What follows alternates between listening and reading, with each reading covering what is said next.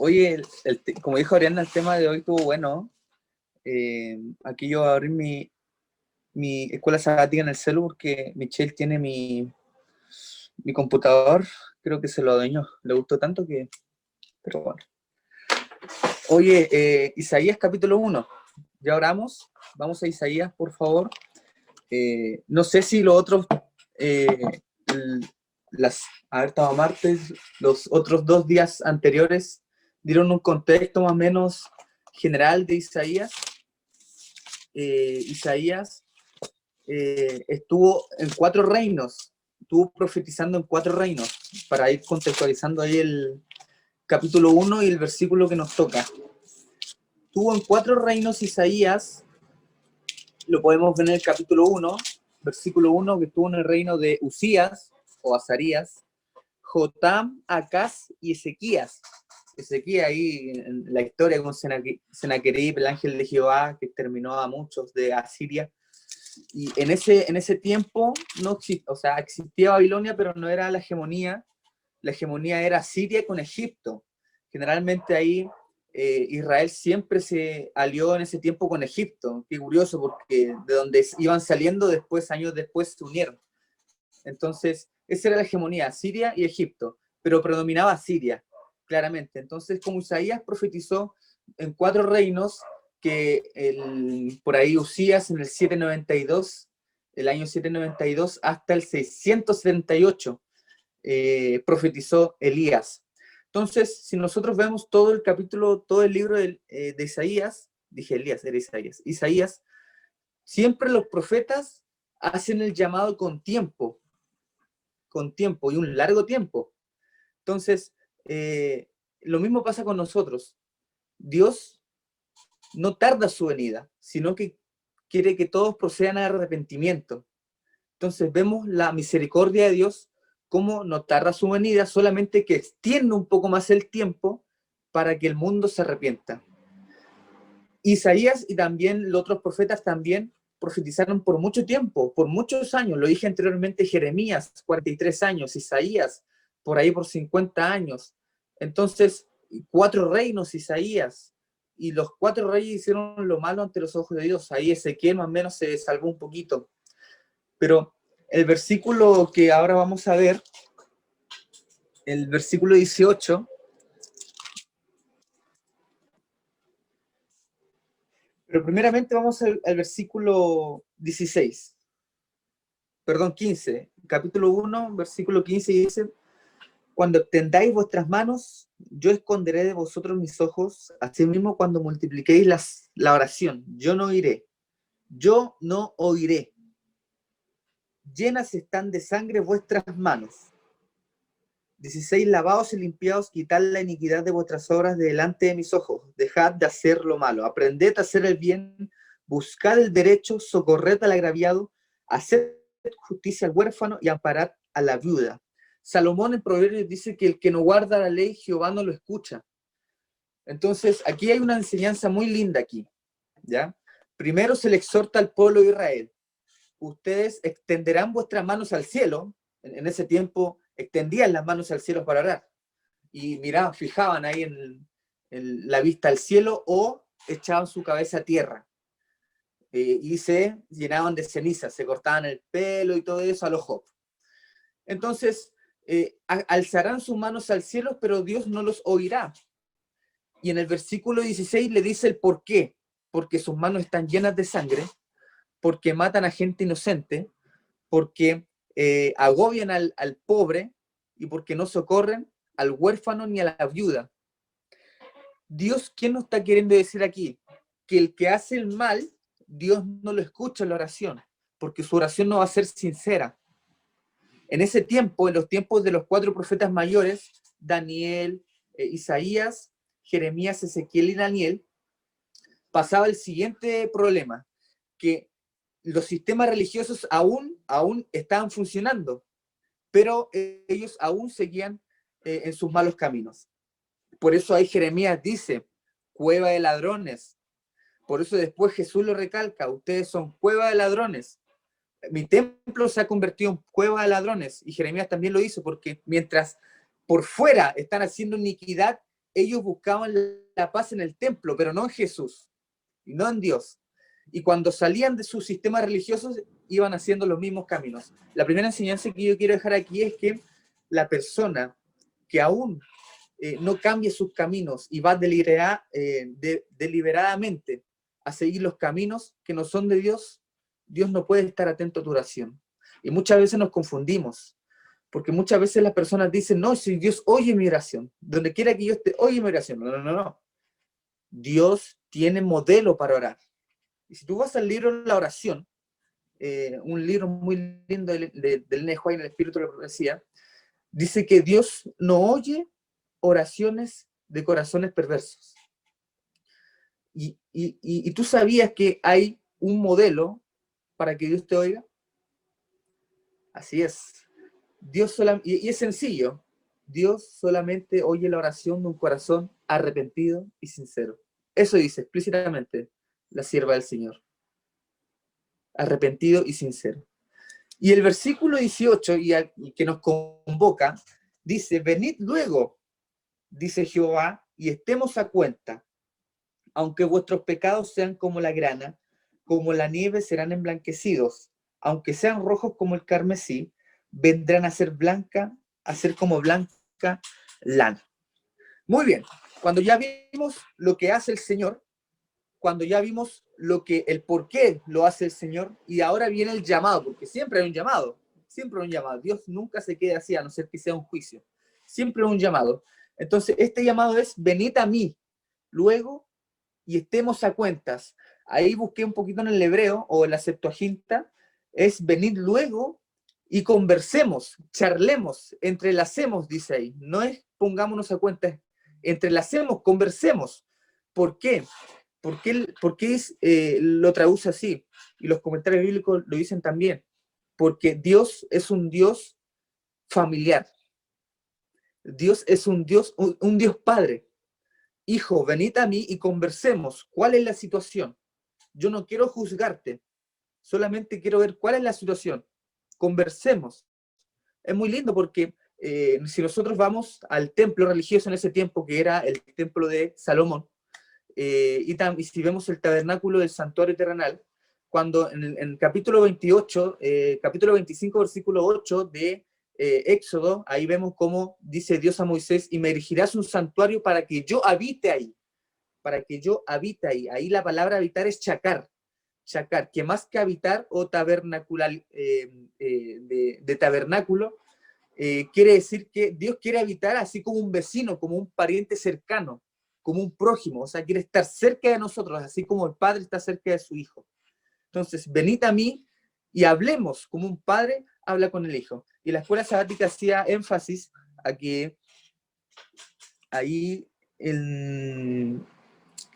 aquí lo subrayé, Dios expuso evidencias poderosas de que los judíos, los acusados, eran culpables del incumplimiento del contrato del antiguo pacto, porque después habla del nuevo pacto. ¿Cuál es el antiguo pacto? El antiguo pacto se basaba en las bendiciones y las maldiciones del Levítico 21. Si tú sigues mis caminos, te voy a bendecir, pero si tú no sigues mis caminos, te vas a maldecir. Te voy a maldecir, dice Dios. Entonces, esa está la base, esa es la simiente del antiguo pacto, aparte de los sistemas religiosos. Y el nuevo pacto ya no se necesitaba sangre de cordero, sino que el nuevo pacto ya la sangre se había consumado. O sea, ya no había más sacrificios. El velo se cortó, se rasgó de arriba para abajo, y ahora el sacrificio fue consumado. Ese es el antiguo pacto. Entonces, que trataba la simiente de las bendiciones y las maldiciones. Pero como el pueblo judío no había seguido los caminos de Dios, estaban bajo maldición. ¿Cuáles eran las maldiciones? Y si nosotros vamos a Levítico, las maldiciones eran: caerás a espada, habrá peste, habrá hambre, etcétera, etcétera. Sus hijos morirán, sus viudas morirán, sus esposas morirán, y Dios no tendrá misericordia ni del menor ni del mayor. ¿Y qué pasó con Babilonia? ¿Y qué pasó con Asiria, con Israel del sur, en el 722? Ahí cuando Asiria, cuando Carnón II, Sarcón II, invadió al último rey de Israel del sur. ¿Qué pasó? Pasó lo mismo.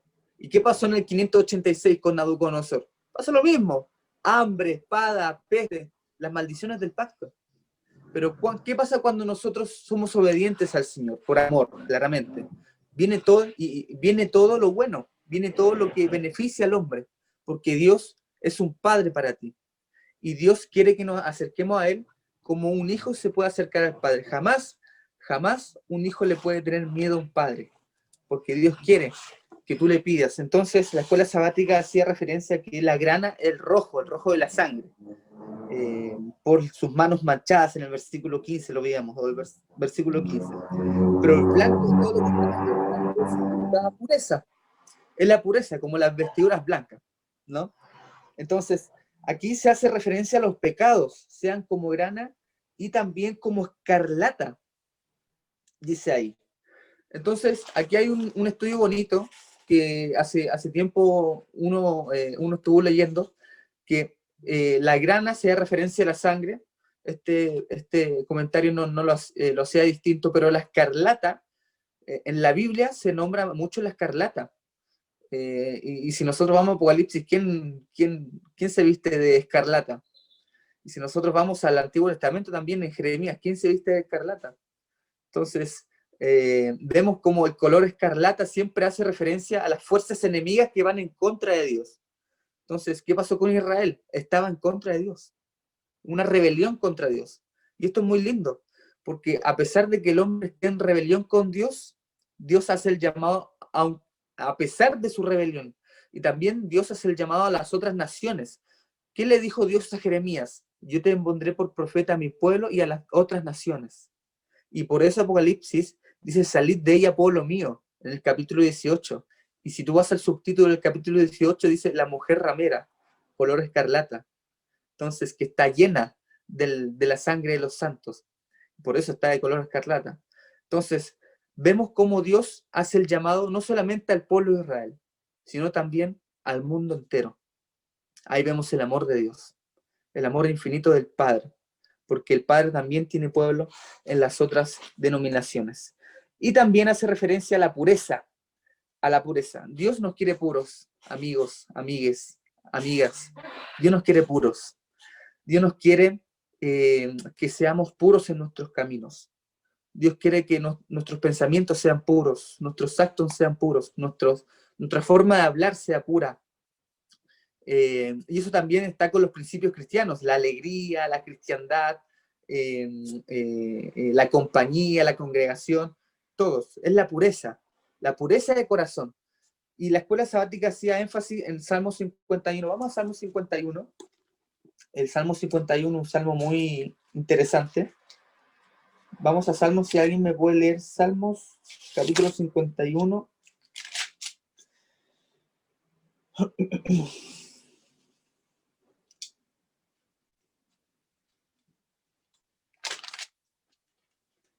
¿Dónde está?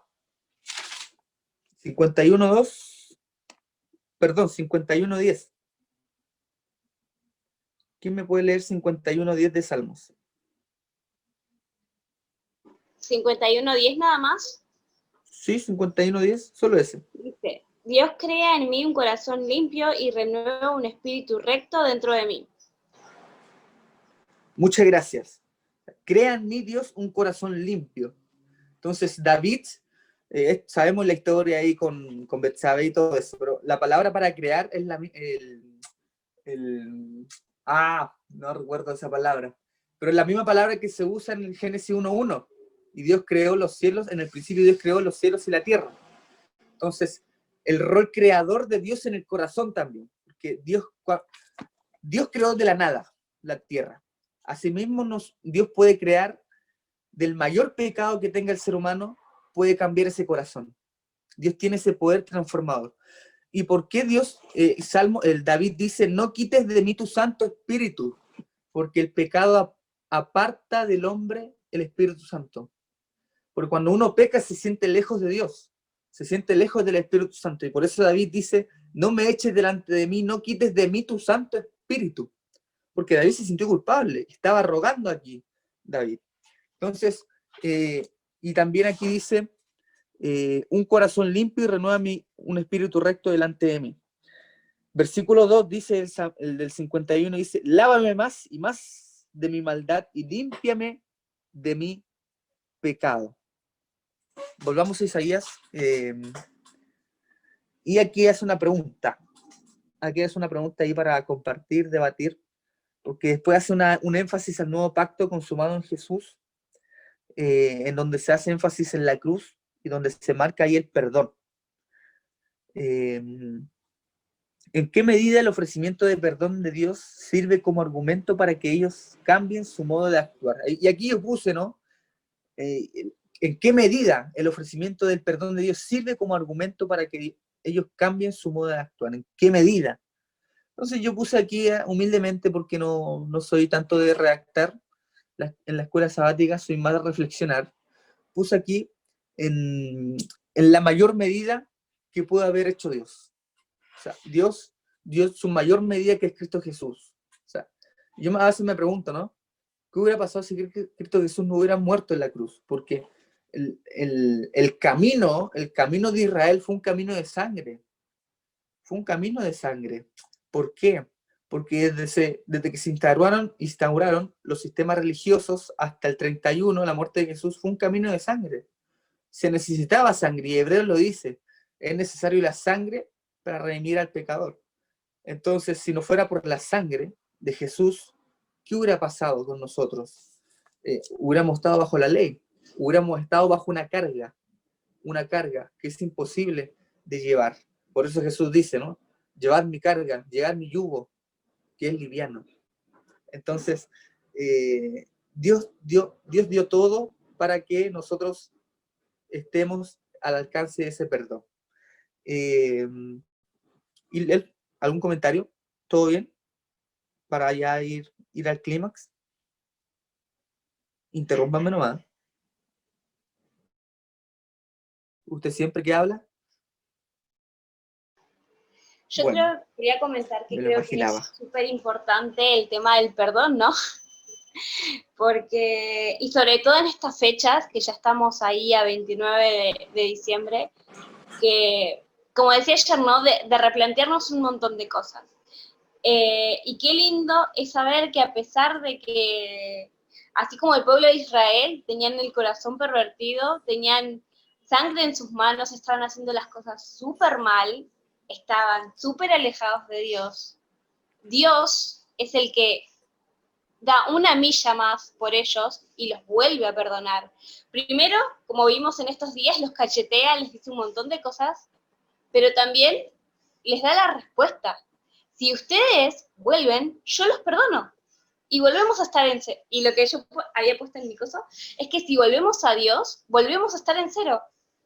O sea, no es que quedamos en menos 50, de menos 100 estamos a menos 50. Volvemos a cero. Volvemos a ser restaurados. Y bueno, eso fue lo que más me gustó y por eso me encantó la lección de hoy. No sé, estuvo bien, bien bonita, bien buena, bien llegadora, la verdad. Gracias, Ariadna. ¿Y alguien más para ya ir culminando con este día martes?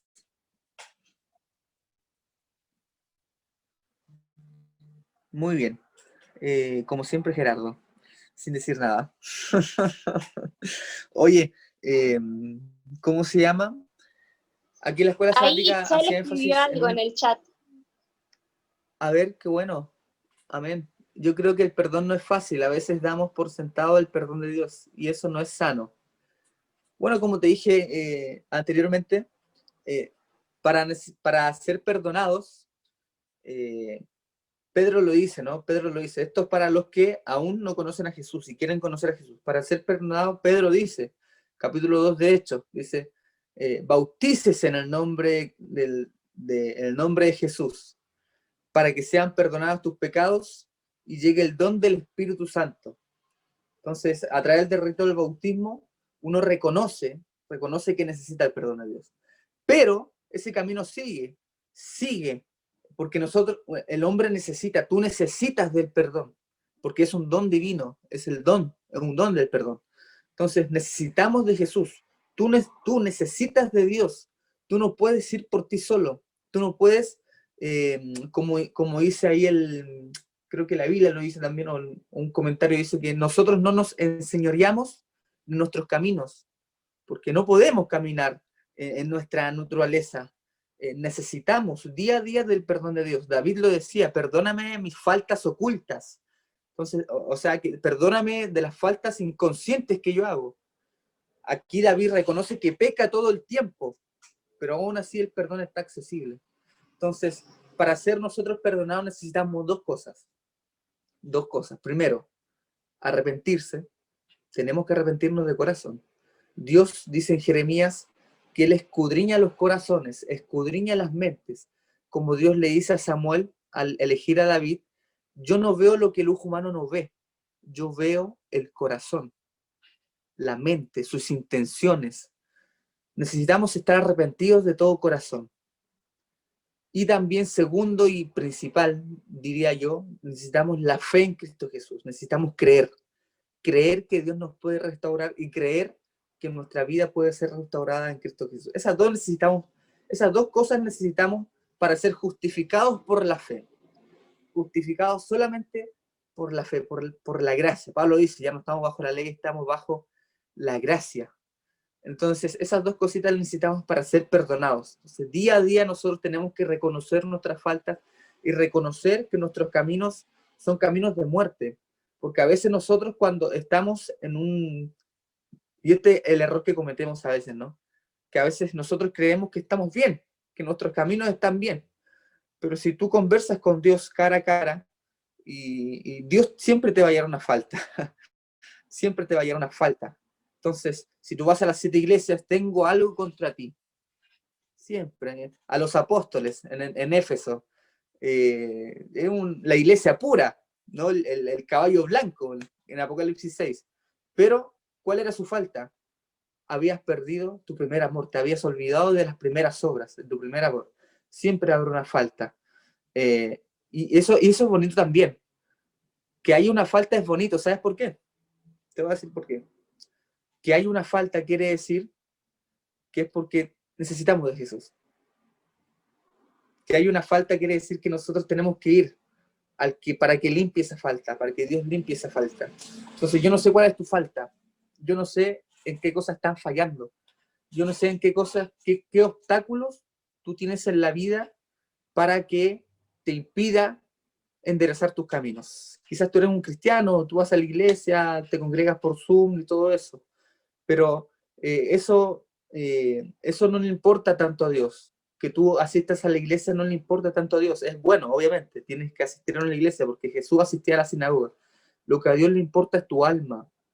Muchas personas se salen de la iglesia porque, ay, este fulano es tal, me miró feo, fulano tal no me saludó y todo eso. No, no, Dios se preocupa por tu alma, no se preocupa por el fulano tal y todo eso. Cuando Pedro le dice a Juan, o sea, cuando Jesús le dice a Pedro, tú morirás con los brazos extendidos. Y Pedro le dice, ¿y qué este? ¿Y qué pasa con Juan? ¿Cómo va a morir Juan? ¿Sabes cómo le dijo Jesús? Jesús le dijo, ¿y qué tú? Quítate tú sígueme, tú sígueme. Entonces, a veces cometemos ese error, ¿no? De ver a las otras personas, pero necesitamos ver nuestra alma. Más que ver las faltas de las personas, veamos nuestras faltas, porque nadie es perfecto.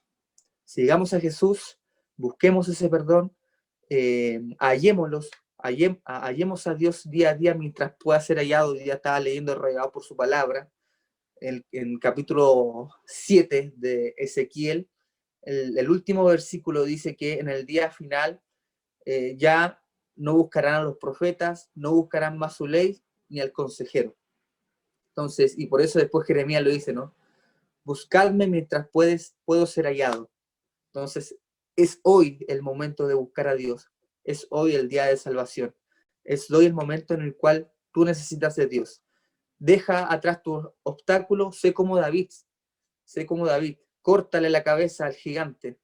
Córtale la cabeza al problema. Así lo hizo David. Córtale. ¿Tú crees que David conversó con el problema que era Goliat? ¿Conversó? Para nada, le cortó la cabeza. Córtale la cabeza al problema. Córtale la cabeza a ese obstáculo que te está impidiendo ir por un camino de santidad, un kadosh, santidad, que más de apartarse del mundo, kadosh, más que para el sábado, Dios bendijo el sábado, Dios bendijo al hombre, Dios bendijo el santuario. Kadosh significa que Dios te apartó para un servicio sagrado. Dios te apartó y tú estás aquí para que tú le sirvas sagradamente. Tú estás sirviendo a Dios y que ese servicio sea sagrado. Y para que ese servicio sea sagrado, nosotros necesitamos purificarnos como hisopo y como blanca lana y como blanca nieve. Solamente Dios puede hacer eso. Confía en Cristo y hoy anda a Cristo Jesús. ¿Algún comentario para finalizar? Para orar.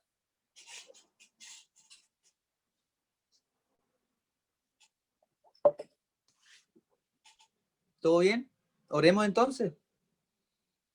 Inclinemos el rostro para orar al Señor. Padre Santo que estás en los cielos, santificado sea tu nombre. Perdona primeramente todas nuestras faltas. Nos hemos equivocado, hemos caído una y otra vez, pero una y otra vez tú estás ahí para descansarnos, mi Dios. Nos acercamos a ti para conversar, para estar a cuentas contigo y para que tú nos guíes, mi Dios. Tú eres nuestro Padre y nosotros somos tus hijos. Guíanos como un niño, como el padre guía a su bebé, como el padre o la madre guía a su hijo. Asimismo, guíanos por sendas de justicia, perdónanos con tu sangre redentora, con tu sangre limpia, límpianos de esta sangre sucia, para que nosotros, mi Dios, podamos caminar por los caminos de pureza y santidad en tu servicio sagrado. Bendícenos, cuídanos y danos un bonito día, en el nombre de Jesús. Amén.